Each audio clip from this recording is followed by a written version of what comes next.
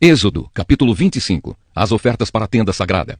O Senhor Deus disse a Moisés: diga aos israelitas que me deem uma oferta. Receba as ofertas que eles quiserem dar de bom coração. Essas ofertas podem ser ouro, prata ou bronze, fios de lã azul, púrpura e vermelha, linho fino, tecido feito de pelos de cabra, peles de carneiro tingidas de vermelho e peles finas, madeira de acácia, azeite para lamparinas, especiarias para a preparação do azeite de ungir e para um incenso de cheiro agradável, pedras de ônix e outras pedras de valor para serem colocadas no manto sacerdotal e no peitoral do grande sacerdote. Os israelitas deverão fazer uma tenda sagrada para mim, a fim de que eu possa morar no meio deles. E você, Moisés, faça a tenda e todos os seus móveis de acordo com o modelo que eu vou lhe mostrar. A Arca da Aliança. Diga aos israelitas que façam uma arca de madeira de acácia, de 1,10 metro de comprimento por 66 centímetros de largura e 66 de altura. Revistam de ouro puro essa caixa, por dentro e por fora, e em toda a volta coloquem um remate de ouro. Façam também 4 argolas de ouro e ponham nos 4 pés, ficando 2 argolas de cada lado. Façam cabos de madeira de acácia e revistam de ouro. Enfiem os cabos nas argolas nos lados da arca, para que ela possa ser carregada. Os cabos ficarão nas argolas da arca e não serão tirados dela. Eu lhe darei as 2 placas de pedra, onde estão escritos os mandamentos, e você porá essas placas na arca. Faça também uma tampa de ouro puro, de 1,10 metro de comprimento por 66 centímetros de largura. Faça 2 querubins de ouro batido, um para cada ponta da tampa. Isso deve ser feito de modo que os querubins formem uma só peça com a tampa. Os querubins ficarão de frente um para o outro, olhando para a tampa. As suas asas ficarão abertas, cobrindo a tampa. Coloque dentro da arca as 2 placas de pedra que eu vou lhe dar e ponha a tampa na arca. Ali eu me encontrarei com você, e de cima da tampa, do meio dos 2 querubins, eu lhe darei as minhas leis para o povo de Israel. A mesa dos pães da presença de Deus. Você deverá fazer também uma mesa de madeira de acácia, com as seguintes medidas: 88 centímetros de comprimento por 44 de largura e 66 de altura. Revista de ouro puro a mesa e coloque um remate de ouro em volta dela. Em volta da mesa, faça um friso de 4 dedos de largura e um remate de ouro em volta do friso. Faça também 4 argolas de ouro e ponha nos 4 cantos, perto dos 4 pés. Perto do friso deverão ser colocadas as argolas por onde passam os cabos para se carregar a mesa. Esses cabos deverão ser feitos de madeira de acácia e revestidos de ouro. A mesa será carregada por esses cabos. Faça os pratos, os copos, as taças e as jarras, que serão usados para as ofertas de vinho. Tudo isso deverá ser feito de ouro puro. A mesa será colocada na frente da Arca da Aliança, e em cima da mesa estarão sempre os pães sagrados que são oferecidos a mim. O candelabro. Faça um candelabro de ouro puro. A sua base e a sua haste deverão ser de ouro batido. As flores que enfeitarão o candelabro com os seus botões e as suas pétalas formarão uma só peça com ele. Dos seus lados sairão 6 braços, 3 de um lado e 3 do outro. Cada um dos 6 braços deverá ter 3 flores com o formato de flor de amendoeira, com os seus botões e as suas pétalas. A haste do candelabro deverá ter 4 flores com o formato de flor de amendoeira, com os seus botões e as suas pétalas. Debaixo de cada um dos 3 pares de braços deverá haver um botão de amendoeira. Os botões, os braços e o candelabro deverão formar uma só peça de ouro puro batido. Faça 7 lamparinas para o candelabro e coloque-as na parte de cima, de maneira que iluminem a frente dele. As tesouras de cortar os pavios das lamparinas e os cinzeiros deverão ser de ouro puro. Use 34 quilos de ouro puro para fazer o candelabro e todas as peças que o acompanham. E tenha o cuidado de fazer tudo de acordo com o modelo que eu lhe mostrei no monte. O Evangelho de João, capítulo 4. Jesus e a mulher samaritana.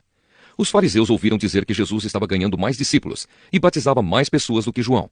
De fato, não era Jesus quem batizava, e sim os seus discípulos. Quando Jesus ficou sabendo disso, saiu da Judeia e voltou para a Galiléia. No caminho, ele tinha de passar pela região da Samaria. Ele chegou a uma cidade da Samaria chamada Sicar, que ficava perto das terras que Jacó tinha dado ao seu filho José. Ali ficava o poço de Jacó. Era mais ou menos meio-dia, quando Jesus, cansado da viagem, sentou-se perto do poço. Uma mulher samaritana veio tirar água e Jesus lhe disse: "Por favor, me dê um pouco de água." Os discípulos de Jesus tinham ido até a cidade comprar comida. A mulher respondeu: "O Senhor é judeu e eu sou samaritana. Então como é que o Senhor me pede água?" Ela disse isso porque os judeus não se dão com os samaritanos. Então Jesus disse: "Se você soubesse o que Deus pode dar e quem é que está lhe pedindo água, você pediria, e ele lhe daria a água da vida." Ela respondeu: "O Senhor não tem balde para tirar água, e o poço é fundo. Como é que vai conseguir essa água da vida? Nosso antepassado Jacó nos deu este poço. Ele e os seus filhos e os seus animais beberam água daqui. Será que o Senhor é mais importante do que Jacó?" Então Jesus disse: Quem beber desta água terá sede de novo, mas a pessoa que beber da água que eu lhe der, nunca mais terá sede, porque a água que eu lhe der se tornará nela uma fonte de água que dará vida eterna. Então a mulher pediu: por favor, me dê dessa água, assim eu nunca mais terei sede e não precisarei mais vir aqui buscar água. Vá chamar o seu marido e volte aqui, ordenou Jesus. Eu não tenho marido, respondeu a mulher. Então Jesus disse: você está certa ao dizer que não tem marido, pois já teve 5, e este que você tem agora não é, de fato, seu marido. Sim, você falou a verdade. A mulher respondeu: agora eu sei que o Senhor é um profeta. Os nossos antepassados adoravam a Deus neste monte, mas vocês, judeus, dizem que Jerusalém é o lugar onde devemos adorá-lo. Jesus disse: mulher, creia no que eu digo. Chegará o tempo em que ninguém vai adorar a Deus, nem neste monte, nem em Jerusalém. Vocês, samaritanos, não sabem o que adoram, mas nós sabemos o que adoramos, porque a salvação vem dos judeus. Mas virá o tempo, e de fato já chegou, em que os verdadeiros adoradores vão adorar o Pai em espírito e em verdade, pois são esses que o Pai quer que o adorem. Deus é espírito, e por isso os que o adoram devem adorá-lo em espírito e em verdade. A mulher respondeu: eu sei que o Messias chamado Cristo tem de vir, e quando ele vier, vai explicar tudo para nós. Então Jesus afirmou: pois eu, que estou falando com você, sou o Messias. Naquele momento chegaram os seus discípulos e ficaram admirados, pois ele estava conversando com uma mulher. Mas nenhum deles perguntou à mulher o que ela queria, e também não perguntaram a Jesus por que motivo ele estava falando com ela. Em seguida, a mulher deixou ali o seu pote, voltou até a cidade e disse a todas as pessoas: venham ver o homem que disse tudo o que eu tenho feito. Será que ele é o Messias? Muitas pessoas saíram da cidade e foram para o lugar onde Jesus estava. Enquanto isso, os discípulos pediam a Jesus: mestre, coma alguma coisa. Jesus respondeu: eu tenho para comer uma comida que vocês não conhecem. Então os discípulos começaram a perguntar uns aos outros: será que alguém já trouxe comida para ele?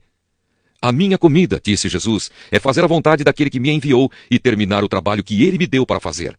Vocês costumam dizer: daqui a 4 meses teremos a colheita. Mas olhem e vejam bem os campos. O que foi plantado já está maduro e pronto para a colheita. Quem colhe recebe o seu salário, e o resultado do seu trabalho é a vida eterna para as pessoas. E assim, tanto o que semeia como o que colhe se alegrarão juntos. Porque é verdade o que dizem: um semeia e outro colhe. Eu mandei vocês colherem onde não trabalharam. Outros trabalharam ali e vocês aproveitaram o trabalho deles. Muitos samaritanos daquela cidade creram em Jesus, porque a mulher tinha dito: ele me disse tudo o que eu tenho feito. Quando os samaritanos chegaram ao lugar onde Jesus estava, pediram a ele que ficasse com eles, e Jesus ficou ali 2 dias. E muitos outros creram por causa da mensagem dele. Eles diziam à mulher: agora não é mais por causa do que você disse que nós cremos, mas porque nós mesmos o ouvimos falar, e sabemos que ele é, de fato, o Salvador do mundo. Jesus cura o filho de um funcionário público. Depois de ficar 2 dias ali, Jesus foi para a região da Galileia, pois, como ele mesmo disse, um profeta não é respeitado na sua própria terra. Quando chegou a Galileia, os moradores dali o receberam bem. É que eles tinham ido à festa da Páscoa em Jerusalém e tinham visto tudo o que Jesus havia feito lá. Jesus voltou a Caná da Galileia, onde havia transformado água em vinho. Estava ali um alto funcionário público que morava em Cafarnaum. Ele tinha em casa um filho doente. Quando ouviu dizer que Jesus tinha vindo da Judéia para a Galileia, foi pedir a ele que fosse a Cafarnaum e curasse o seu filho, que estava morrendo. Jesus disse ao funcionário: vocês só creem quando veem grandes milagres. Ele respondeu: Senhor, venha depressa, antes que o meu filho morra. Volte para casa, o seu filho vai viver, disse Jesus. Ele creu nas palavras de Jesus e foi embora. No caminho, encontrou-se com os seus empregados que disseram: o seu filho está vivo. Então ele perguntou a que horas o filho havia começado a melhorar. Os empregados responderam: ontem, à 1 da tarde, a febre passou. Aí o pai lembrou que havia sido naquela mesma hora que Jesus tinha dito: o seu filho vai viver. Então ele e toda a família creram em Jesus.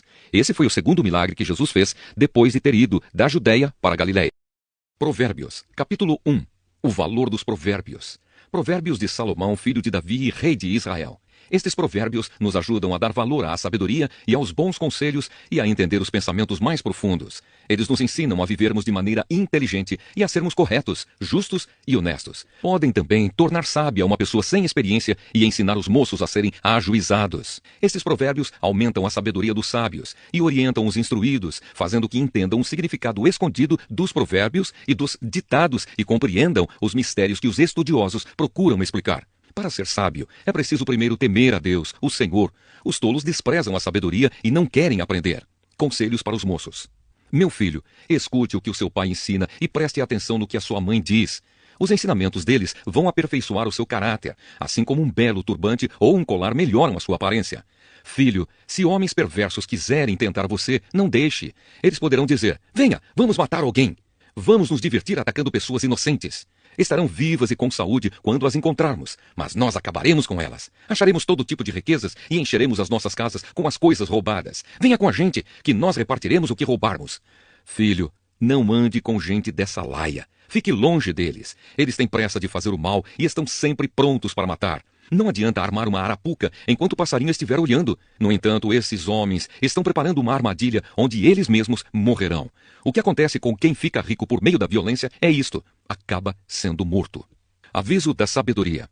Escutem, a sabedoria está gritando nas ruas e nas praças, nos portões das cidades e em todos os lugares onde o povo se reúne. Ela está gritando alto assim: gente louca! Até quando vocês continuarão nesta loucura? Até quando terão prazer em zombar da sabedoria? Será que nunca aprenderão? Escutem quando eu os corrijo, eu darei bons conselhos e repartirei a minha sabedoria com vocês. Eu chamei e convidei, mas vocês não me ouviram e não me deram atenção. Vocês rejeitaram todos os meus conselhos e não quiseram que eu os corrigisse. Assim, quando estiverem em dificuldades, eu rirei, e quando o terror chegar, eu caçoarei de vocês. Zombarei de vocês quando o terror vier como uma tempestade, trazendo fortes ventos de dificuldades. Eu rirei quando estiverem passando por sofrimentos e aflições. Então vocês me chamarão, mas eu, a sabedoria, não responderei. Vão procurar por toda parte, porém não me encontrarão. Vocês não quiseram a sabedoria e sempre se recusaram a temer a Deus, o Senhor. Não aceitaram os meus conselhos, nem prestaram atenção quando os corrigi. Portanto, receberão o que merecem e ficarão aborrecidos com as coisas que fizeram. Os tolos morrem porque rejeitam a sabedoria. Os que não têm juízo são destruídos por estarem satisfeitos consigo mesmos. Mas quem me ouvir terá segurança, viverá tranquilo e não terá motivo para ter medo de nada. Segunda carta aos Coríntios, capítulo 13. Últimos conselhos e saudações. Esta já é a terceira vez que vou visitá-los. Como dizem as Escrituras Sagradas, qualquer acusação precisa ser confirmada pela palavra de pelo menos 2 testemunhas. Quero dizer uma coisa a vocês que pecaram no passado e a todos os outros.